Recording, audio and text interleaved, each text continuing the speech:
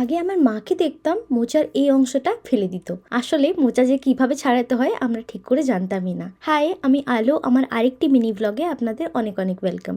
আমি জানি অনেকেই জানেন মোচা ছাড়াতে, তাও গুটি কয়েকজন যারা জানেন না তাদের জন্য আজকে বলে দিচ্ছি। এই যে মোচার ফুলগুলোকে যতটা পেরেছি ছাড়িয়ে নিয়েছি, তারপর ফুলের থেকে এই দুটি অংশ বাদ দিয়ে দিলেই হবে, ব্যাস। তারপর মোচার এই অংশটা তো ছাড়ানো সম্ভব না, কারণ ফুলগুলো এর ভেতরে অনেক ছোট ছোট, তাই সবটাকে ধরে কুচিয়ে নিয়েছি। আর বাকি যে মোচার ফুলগুলো ছাড়িয়েছিলাম সেগুলোকেও কুচি কুচি করে কেটে কুকারে নুন, হলুদ আর চিনি দিয়ে 2টো সিটি দিয়ে সেদ্ধ করে নিয়েছি। তারপর সেটার থেকে জল ছেঁকে নিয়ে হাতের সাহায্যে এরকম ভাবে একটু চটকে দিয়েছি। তারপর কড়াইতে তেল দিয়ে তাতে গোটা গরম মশলা আর গোটা জিরে ফোড়ন দিয়ে কুচনো কিছুটা আলু দিয়ে লাল করে ভেজে তারপর একটা মশলা বানিয়ে রেখেছিলাম।